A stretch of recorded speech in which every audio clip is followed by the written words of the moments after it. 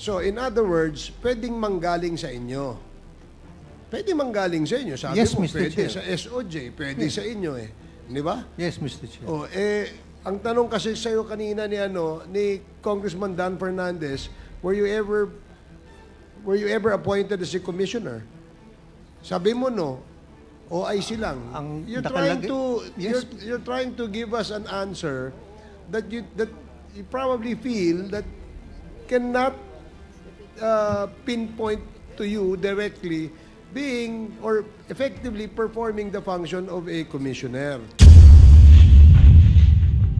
Practically all the functions of a commissioner can be done by an OIC except on matters where policy will be proposed, correct? Yes, Mr. Chair. 99%, ganun din yun. Dahil Yes, pang sinagot, tinatanong ka lang niya kanina kung nag-commissioner ka eh. Kasi nagpapalusot lang eh, Mr. Chairman sila eh. Anyway, PBDEC, pasensya na po kayo, PBDEC. This is all about you. This time, it's all about you. PBDEC, kayo po ay, noong 2021, sino po ang administrator ng PBDEC? At Attorney Labinya? Pompey? Hindi po attorney, Pompey Labinya lang. Pompey Labinya. You were the administrator during that time. 2021, up to November 12, 2021. And during that time, you remember that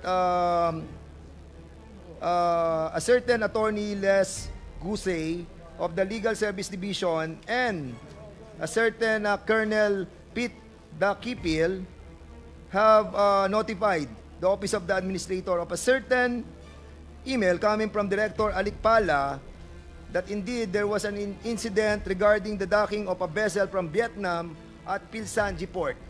Do you remember this incident? That's correct, Your Honor. And on January 30, the Security Service Division received tip-offs on alleged rice and drug smuggling going on at the Pilsanja Port doon kay Mr. Tony Ong. Is this correct?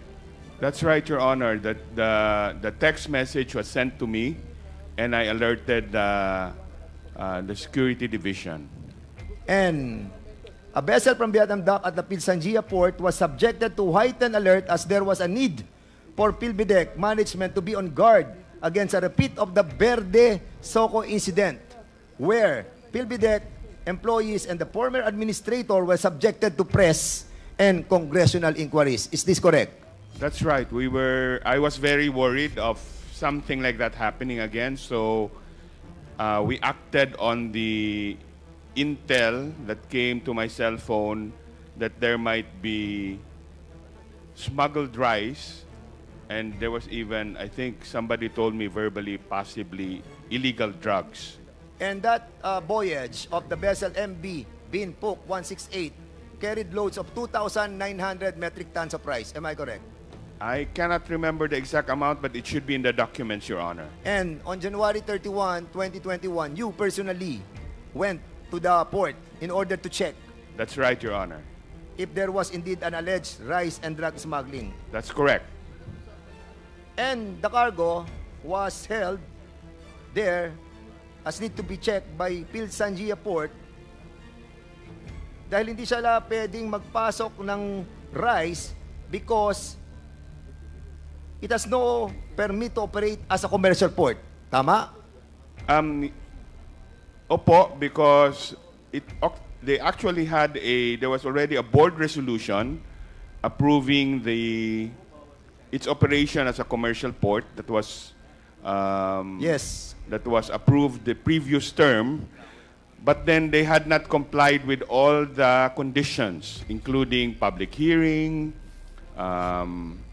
publication of tariffs, consultation with the other port operators. We have 13 ports in PhilBidec, Your Honor. So in other words, Mr. Pompey Labinya, you were saying that there was a certificate of board resolution number 2841 series of 2020 which was approved by the former administrator. And who is the former administrator? By the board, Your Honor, but including By the the board. former administrator. The And administrator cannot approve it by himself. And that internal document was not meant for public consumption. That's correct, Your Honor. So, Attorney Quijano, so why was there a resolution granting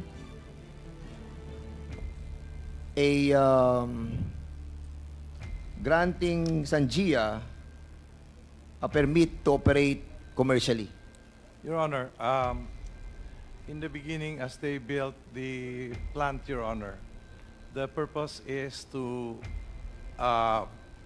manufacture steel bars out from scrap and steel materials, which are both domestically available and from abroad. And therefore, Your Honor, the subsequent request of Sanja was for the issuance of a permit for a port. The request was submitted to the board, Your Honor, for its approval. Subsequently, Your Honor, the board of FIBIDEC approved the request for the building direction of a port, Your Honor. Yes. Why do you have to approve a board resolution converting that port into a commercial port without persecuting? No, there is No, no... wait. I'm still have the floor. While you haven't secured yet a permit coming from the DNR who issued an ECC. Your Honor, the permit, if you will notice, subjects itself to all the government requirements, including public hearing, Your Honor. Attorney Quijano, ang sinasabi ko po, bakit hindi muna kumuha sa DNR ng ECC dahil yung ECC nakasabi doon, hindi siya for commercial port. Di ba? Kung hindi pa siya commercial port, walang karapatan ang board ninyo, including you, to approve such resolution converting that to a commercial port. Your Honor, Ang dami po natin dapat kunin munang mga dokumento coming from the national agency before a resolution can be secured from PBDEC. wala pong converting, Your Honor.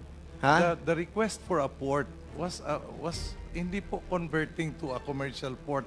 Ang request po ng Sanja was for a port. Yes. So, binigyan po ng board ng approval for a port.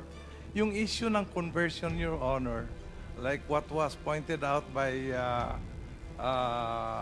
Administrator Lavinia, was subsequent because when the port was finished, it was already during the watch of Administrator Lavinia, Your Honor. Yes. My term was July 2017 to September 2020, Your Honor. So for your information, Attorney Quijana, ito ang nilalaman ng inyong resolution. Resolved to grant the intent of Pilsangia Port to engage in commercial operation subject to public hearing or consultation. Yes, Your Honor. So, since walang public hearing or consultation, so meaning, hindi mo siya mako-convert into commercial port. Am I Yes. correct? I agree, Your Honor. Yes. Bakit nakapasok yung mga rice? And I don't know if there is drug inside. Your Honor, that was not during my watch anymore, Your Honor. Sino to? Mr. Pompey Lavinia. Bakit? Bakit po nakapasok? Yes. Dahil hindi pa naman siya pwede mag-function as commercial port.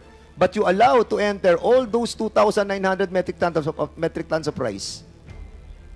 Because it's not commercially operated yet. That's Dahil right. ang sinabi nyo dito, unless a public hearing or consultation must be subjected first.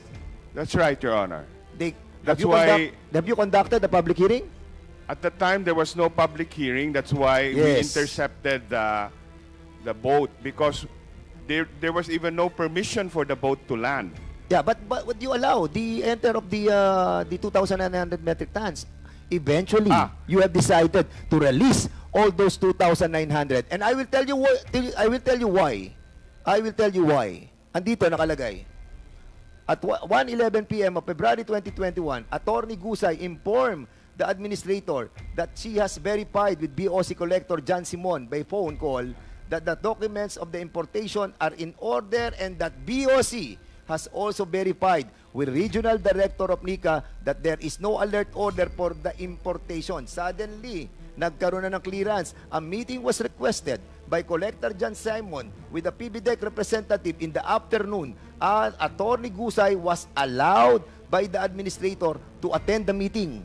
A report on what transpired during the meeting was submitted by Attorney Gusay on February 2021.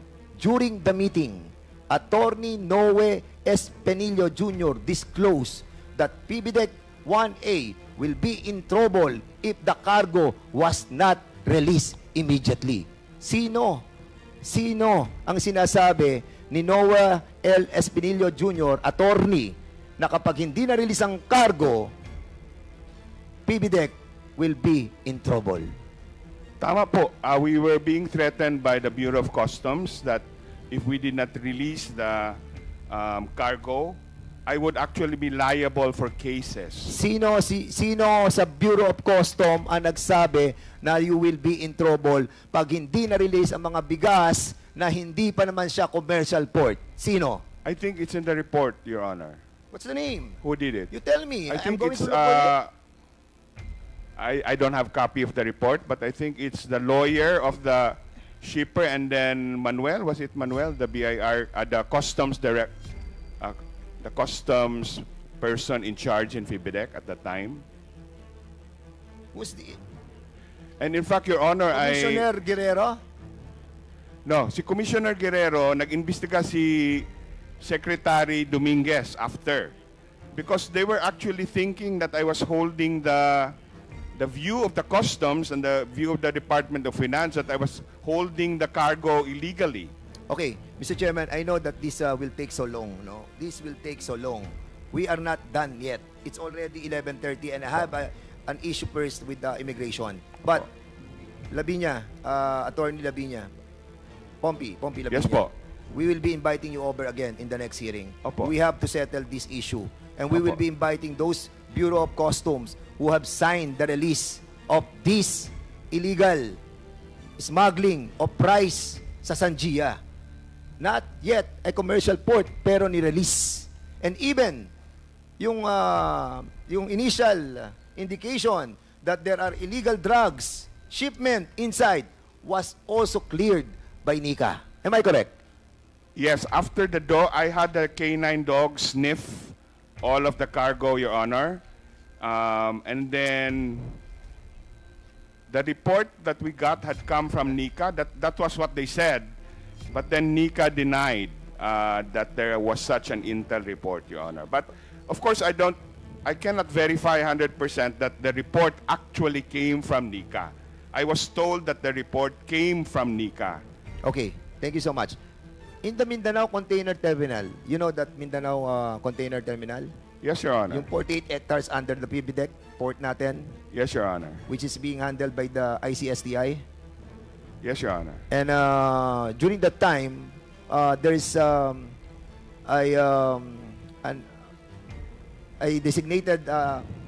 designated examination area.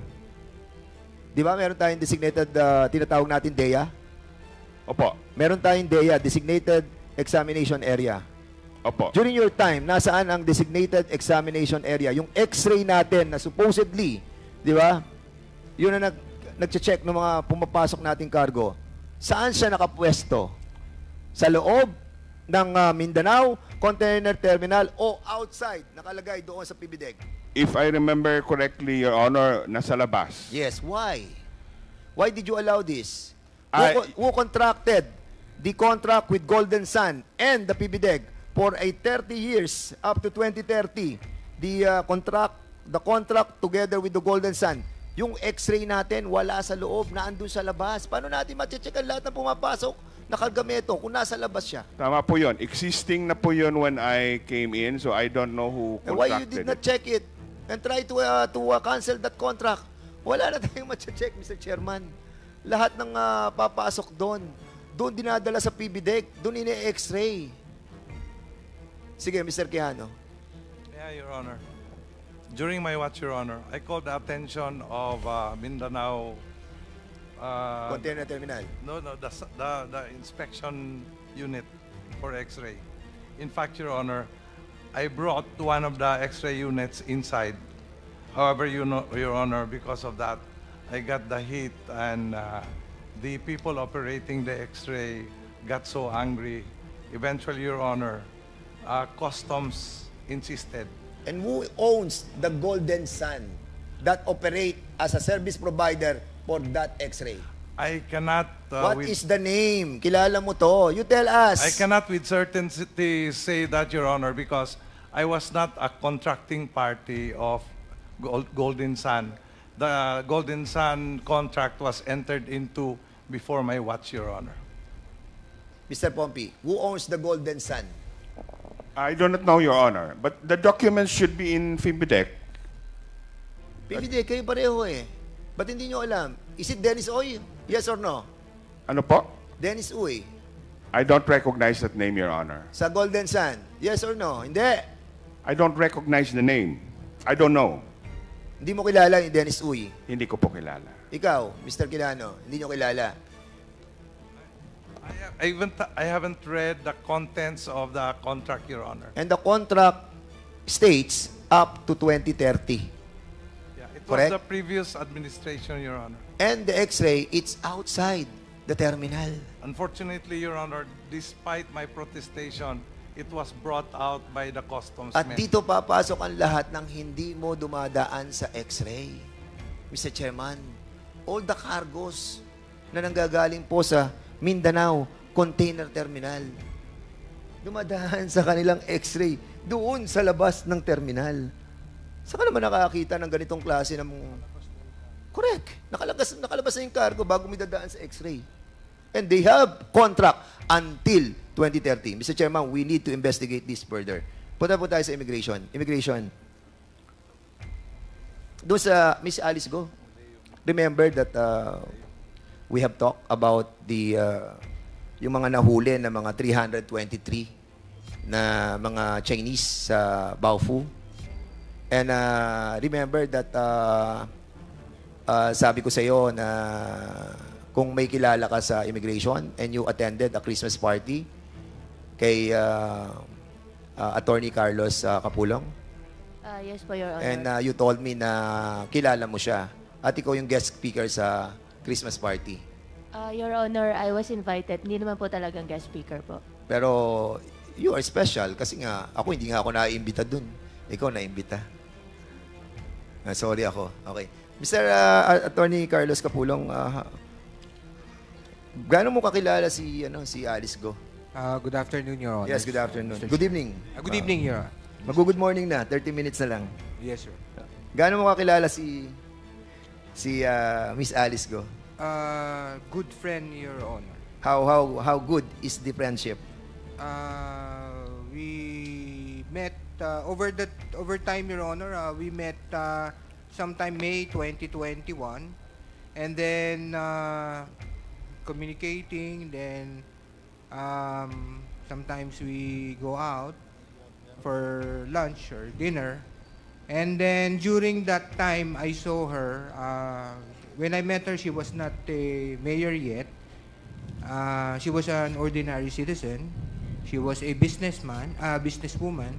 And then I met her again personally during, I think it was sometime September of 2022. I went to the opening of Clark International Airport. All the LGUs of Pampanga and Tarlac were there. It was the opening. It was together with all the officials, and the president was there. My commissioner was there, and that's the time we... Bakit naman siya naisipan mong imbitahan sa Christmas party? Well, actually, it was just a chance invitation, Your Honor. Because since we met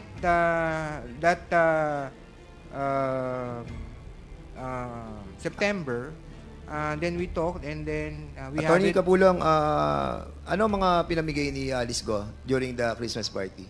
Actually po, I cannot remember, Your Honor, because I did not even ask her to bring anything. Pero So, those who were there told us na namigay siya ng ampaw. actually, hindi po totoo yun, Your Honor. Okay. Sige. I asked them again. You are under oath, Attorney Yes, Your Capulong. Honor. Yes, Your Honor. Are you the former Port Operator Operation Division? Ikaw namamahala ng mga airports and seaports sa buong Pilipinas mula 2019 hanggang 2022? No, Your Honor. I was appointed or designated, Your Honor, 2021 March and then until 2023 February, Your Honor. So 2021 ka hanggang 2023 February, Your Honor. na Port Operator Division. Port- Operation Division. Yes, Your Honor. Ikaw ang chief, Acting Chief, Your Honor. acting chief. So in other words, nakikita mo lahat ng labas, ng mga manifest, ng lahat ng mga bumabiyahe, ng lahat ng eroplano, lahat ng mga ship. Am I correct? We can check, Your Honor. We can check po. What? Pwede po namin i-check, Your Honor. Of course, you're the chief division na operating Yes, Your Honor. Ikaw yun. Yes, Your Honor. Yes, Di ba? Your Honor. Kung ikaw ang pinaka-chief, alam mo nangyayari sa lahat ng airports, sa lahat ng seaports sa buong Pilipinas. Am I correct? And you were assigned. sa Region 3. Napa-assign ka ba doon? Area ng Bamban. Region 3. Napa-assign ka, yes or no? No, Your Honor. Hindi ka napa-assign? Can I clarify, Your Hindi. Honor? Tinatanong ko, klaro. Napa-assign ka ba sa Region 3? I was assigned way back 2010, Your Honor, sa Clark International Airport. As an alien control officer. No, Your Honor. Saan ka na-assign doon? Nung na-assign po ako sa Clark Region. Clark International Airport, Your Honor, that was 2010. 2010. Yes, sir. Yes, Your Honor, until 2012, Your Honor. Hanggang 2012. Anong position mo doon? Acting Head Supervisor, Your Honor. Mr. Chair.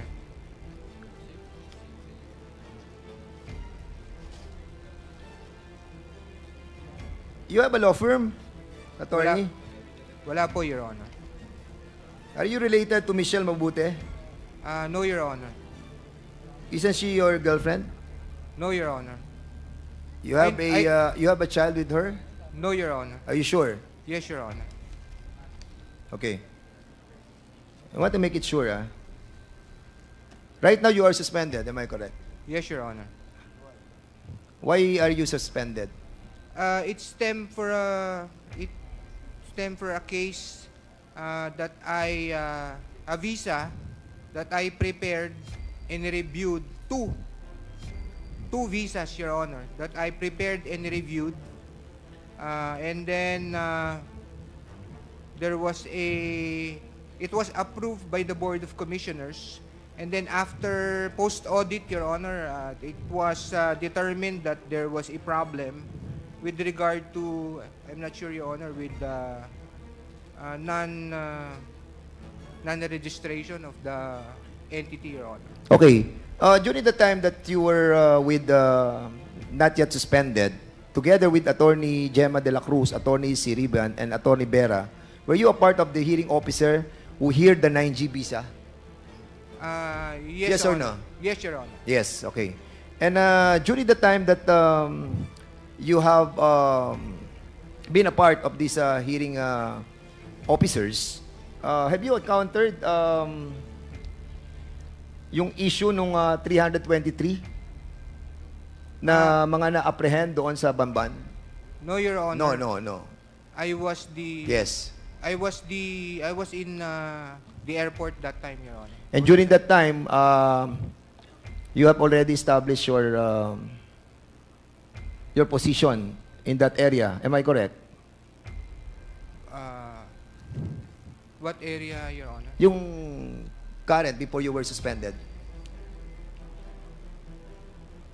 Saang position pa? I was at the airport, Your Honor, 2021 to 2023 February, Your Honor. Kasi alam mo, Attorney Carlos, hindi naman sa pinagbibintangan kita. Ako lang naman. Pero nag-wonder lang po ako dahil kayo po yung Port Operation Division Chief for 2021 to 2023. And then, yung kaibigan mo, si Alice Go, na kasama mo sa Christmas party. And she was able to leave the country na nagulo ang buong Pilipinas, hindi malaman kung saan siya dumaan. Alam mo, gulong-gulo kami, attorney. Actually, lahat ng mga Pilipino nagtatanong paano siya nakaalis. And your friendship with her and you being a part of that division for so long, from 2021 to 2023, give us a cloud of doubts about what really happened. But we are not accusing you of something, no? I hope you understand the role of this Quadcom in investigating deeply on what really transpired, no? And accordingly, Mr. Chairman, yung 323 na Chinese nationals na nahuli doon sa Banban, sa lugar nila Miss Alice Go, this was heard by the Bureau of Custom. Commissioner Morente, sino po ang nag-hear ng kaso ng 323 foreign nationals who were apprehended from Banban, Tarlac? I think the figure, sir, is 332. 332, That yes. was the joint operation with the NBI and the BI.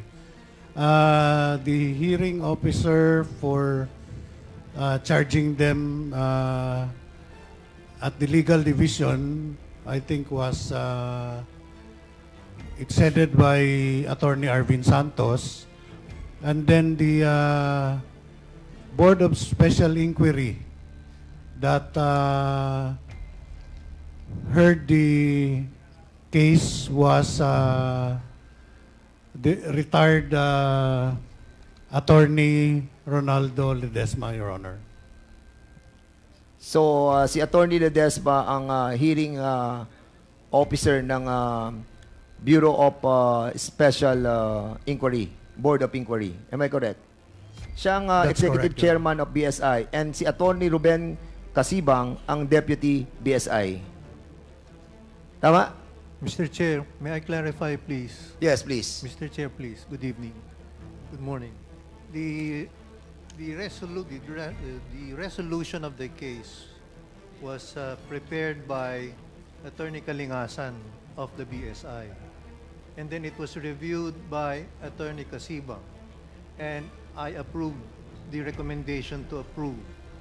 And then we submitted the approved recommendation for the approval of the Board of Commissioners.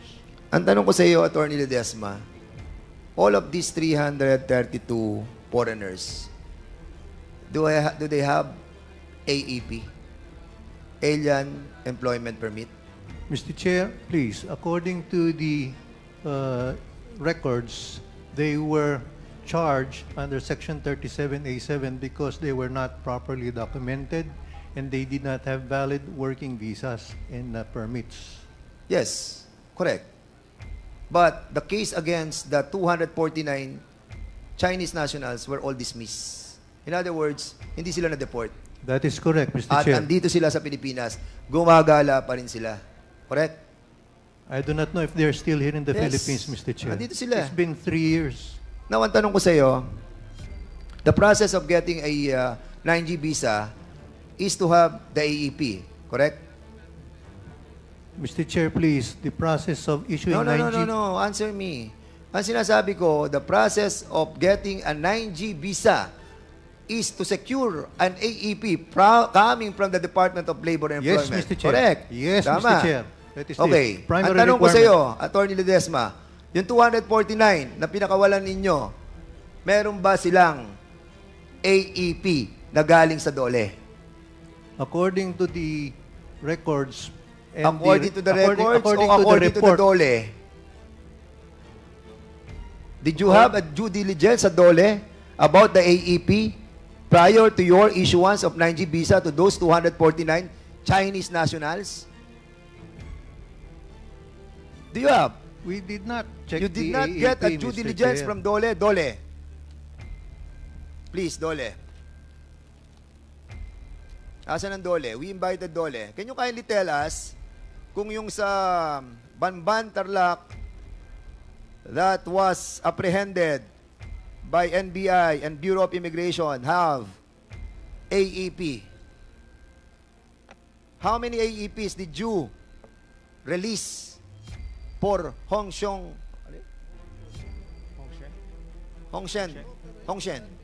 Good evening, Mr. Chair. I'm Pago Magtoto from Dole Region 3. So, per our alien employment permit monitoring system, sir, both old and new, for year 2021, we have issued 19 AEPs or alien employment permits. And for the year 2022, Your Honors, Mr. Chair, we issued 34. Wait, 2021, you issued how many AEPs? 19, Mr. Chair. 19. Oh, Sir, Attorney Ledesma, they issued 19 AEPs, a requirement prior to the issuance of 9G visa. Para sa kaalaman ng ating mga kababayan, this 9G visa, kapag sinecure mo, mabibigyan mo ng 3 taon dito magtatrabaho yung mga Chinese national na yan. Kaya ayaw nila ng SWP o yung tinatawag nating working permit. Dahil yon 6 months lang yon. And AEP is one of the requirement of the 9G visa para makapagtrabaho dito yung mga Chinese na yan. And, of course, dapat, kung magtatrabaho sila dito, priority natin ang mga Pilipino. Pero hindi pinaprioritize. Saan ang galing, Attorney Ledesma? Kung 19 lamang ang nakuwang nabigay nilang AEP doon sa Hongshen, yung nahuli doon na 332, pinakawalan nyo yung 249, okay? Saan ang galing ang AEP nila? They were charged, Mr. Chair, with working without visas and permits. Oo nga eh, pero bakit nyo nga dinismiss eh? Tapos pinakawalan nyo yung 249 eh. It's a matter of the rules of evidence, Mr. Chair. That's why they were released. Wala na nga silang AEP. Di ba? Sinasabi na ng Dole, 19 lang ang AEP. Yung 249 na dinismiss nyo, pinakawalan nyo. Wala silang AEP. In other words, kung wala silang AEP, hindi nyo sila pwede bigyan ng 9G visa. Correct? Yes or no? We do not issue 9Gs, Mr. Chair, the BSI. So anong in-issue nyo sa kanila? The 9G visas are issued by the Board of Commissioners through the legal division. Of course. Not the BSI. At dumadaan yan sa Board of Inquiries, of Special Inquiry. Don't fool me. Dumadaan sa Board of Inquiries yan. Dumadaan sa inyo. Yes. Alien employment permits, Mr. Chair, during my time there at the Bureau of Immigration, we do not process 9Gs. Hindi nyo pinaprocess ang 9Gs because ang nag-a-approve nun, Commissioner. The 9G visa applications are processed by the legal division. Legal division, Yes. and then, saan sa dadating? Dadaling siya sa, bago siya dumating sa, sino pumipirma sa kanila? Mga commissioners, correct? Yes, Mr. Chair. And you are one of the commissioner. Mr. Chair, You were one of the commissioner during that time, correct? I was the executive chairman of the Board of Special Inquiry. Of course, but you are also the commissioner. Tama? Yes or no? Commissioner ka din eh. Assign ka lang sa Board of Inquiry eh. Tama? Ikaw ay isa sa commissioner during that time, and then you were assigned as the head of executive director of the Board of Special Inquiry. Di ba? Are you a commissioner during that time? Yes or no? What date, Mr. Chair? I'm asking. You know very well kung kailan ka naging commissioner. Ba't ako tatanungin mo? I was never commissioner, Mr. Chair. Ano ka doon? Officer in charge. Officer in charge. You were not a former commissioner of the BOI? Never. Ayan o. Are you Rolando de Ledesma? Never a commissioner. Mr. Chairman, I will show you. Ayan ang mga pangalan niya. Ronaldo Ledesma, officer in charge, commissioner. Hindi ka ba? I'm not. Wait. I was officer in charge, not commissioner, Okay, Mr. Mr. Chairman. You are OIC. Yes, Mr. Chair. Yung function mo is still commissioner. I was OIC. But your function is still commissioner. OIC ka. In 2010. Okay. Alam mo, Attorney Ledesma, please You were an OIC. I was an OIC, Mr. O yan. Chair. 2010. OIC commissioner. OIC lang ho nakalagay sa akin. Hindi Tama. commissioner. How many Chinese people have you recognized during your incumbency? Mr. Chair, I don't remember, Mr. Chair. Mr. Chair, Congressman Acop, with the indulgence of Congressman Fernandez. ano bang diferensya ng OIC at saka OIC Commissioner? Ang Mr. ano- Ledesma, you answer the questions Yes, properly. Yes, Mr. Chair. The commissioner And can you act- wait for the acknowledgement of the chairman before you answer. I'm That's sorry, the rule. I'm sorry, Mr. Chair.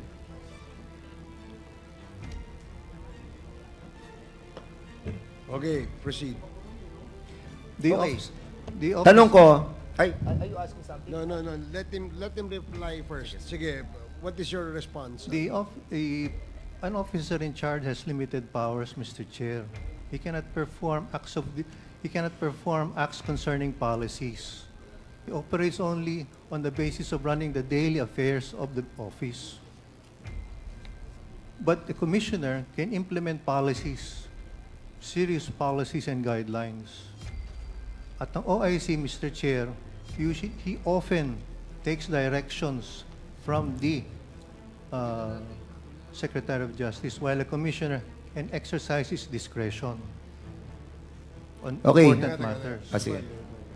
What are the instances when there is a need to appoint an OIC? Often when, may I answer, Mr. Chair? Yes, please. Often when there is a vacancy and the vacancy for a commissioner or a deputy commissioner is vacated, Now, if there is a vacancy and an OIC is appointed and there is a need to change a policy of the immigration, can you not perform the duty of a regular commissioner? we have to seek the permission of the secretary, Mr. Chair. In fact, the orders, instructions have to be countersigned by the secretary. I agree, because everything that the commissioners, how many commissioners there are in the bureau? There is one commissioner and there are two deputy commissioners. Two deputy commissioners. Right now, there are 3 deputy commissioners, Mr. Chair. So in the event that a policy must be changed, who proposes changes in the policy? Is it the DOJ, the SOJ, or it should come from the commissioners or the members of the commission? It can be a proposal submitted by the board. It can be a proposal submitted by the commissioner, Mr. Chair. So in other words, pwedeng manggaling sa inyo. Pwede manggaling sa inyo. Sabi Yes, mo, Mr. pwede Chair. sa SOJ, pwede sa inyo eh. Di ba? Yes, Mr. Chair. Oh, ang tanong kasi sa iyo kanina ni Congressman Dan Fernandez, were you ever appointed as a commissioner? Sabi mo no, OIC lang. Ang You're trying to give us an answer that you probably feel that cannot pinpoint to you directly being or effectively performing the function of a commissioner. Yun din yun eh. Di ba? Yun din yun eh, di ba? Practically all the functions of a commissioner can be done by an OIC except on matters where policy will be proposed, correct? Yes, Mr. Chair. Di 99%, ganun din yun. Dahil Yes, pang sinagot, tinatanong ka lang niya kanina kung nag-commissioner ka eh. Kasi nagpapalusot lang Mr. Chairman sila Alam mo, ito yung bagong alam mo, nakakalungkot, yung pastillas gang na sinasabi nila. Napalitan niya ng pipino gang. Pipino. Mga peking Pilipino na pinalulusot nila. Yung mga peking AEP. Na wala naman silang in-issue na AEP Ang Dolly 19 lang Tapos, meron doon, may AEP, nakalusot, dinismiss nila yung kaso, pinakawalan nila 249 ng mga Chinese, na ngayon kasalumuhan natin, yung mga foreigners na yon. As a matter of fact, Mr. Chairman, I will show you something. Dahil ito sa ginagawa nila, yung recognizing, yung ating pong mga Chinese, mga national, ayan, marami silang mga taga-ombudsman, sa ombudsman, sa mga Bureau of Immigration, na mga empleyado nila, na sukang-suka na sa nangyayari sa loob. Meron tinatawag silang Gucci gang sa loob. Meron silang tinatawag na pastillas gang at ang pinakamalaki ay ang Filipino gang. Pipino gang. dahil mga peking Pilipino. Mr. Chairman, pakita niyo yung yung nirecognize nilang mga, saan ka naman nakakita, Mr. Chairman? 60 years old. 60 years old. Ha? I-recognize mo. Late registration, 60 years old, 50 years old, 49 years old. Recognize. At ang sinasabi, Chinese father or mother, or ang mother ay Chinese, tapos Pilipina ang mother o kaya father. And then, kukuha ng birth certificate na late registration, makikita nyo yan. Yung mga nandyan, 60, 50, 49. Yung mga Chinese na yan, Mr. Chairman, 18 years old pa lamang, pwede na lang piliin kung ano sila, Pilipino o Chinese. During that time of being an 18-year-old, doon ka mamili kung sino ka, kung Pilipino ka o Chinese. Pero 60 years old, 49, ganito kakapal ang inaprubahan nyo. Isa pa lamang ang nakukuha ko. Saying that all these Chinese became Filipino. Kaya dumadami ang mga Chinese sa atin because of you. Mr. Chair, gusto ko lang pong tanungin si Atty. Ledesma, bakit naging OIC ka dahil walang commissioner? Yes, Mr. Chair. O ibig sabihin, ikaw ang commissioner. Walang commissioner, ikaw ang OIC. Ibig sabihin, ikaw ang commissioner. Mr. Chair, I would like to declare that I'm going to file a resolution investigating the Bureau of Customs. The Bureau of Immigration. And Mr. Chairman, I'll be allotting, Mr. Chairman, I'll be allotting my 2-month salary here in Congress sa mga matitino nating mga kababayan na nandiyan sa Bureau of Immigration na makakapagturo kung paano nakataka si Alice Go using our airports or seaports. Yung 2 buwang sweldo ko, ibibigay ko sa inyo. Help us. This Quadcom is serious in cleaning our government. Join us, Mr. Chairman. Mr. Chair, kayo mo bibigay? Hindi, sa makakapagturo kung paano nakataas. I'm pretty sure, Mr. Chairman, because I have checked the CAAP. Ang CAAP, meron silang mga biyahe papunta ng Kota Kinabalu, papunta ng Singapore, galing sa Clark, galing sa Subic, galing sa Palawan, walang passenger. And they know the ports. They know the seaports. They handle the division of checking those flights going out and going in. Maluluwag ang mga seaports natin. Maluluwag ang mga airports natin. And our people, hindi lahat sa immigration, thank you to all those immigration officers and employees who are faithful to their duty. But, to those who are bad eggs, sorry, pero magkalaban tayo. Linisin natin ang gobyerno, tulungan ninyo ako, 2 buwan na sweldo ko, ibibigay ko sa makakapagturo kung paano nakataka si Alice Go with the help of our immigration officers. Mr. Chairman, maraming salamat po.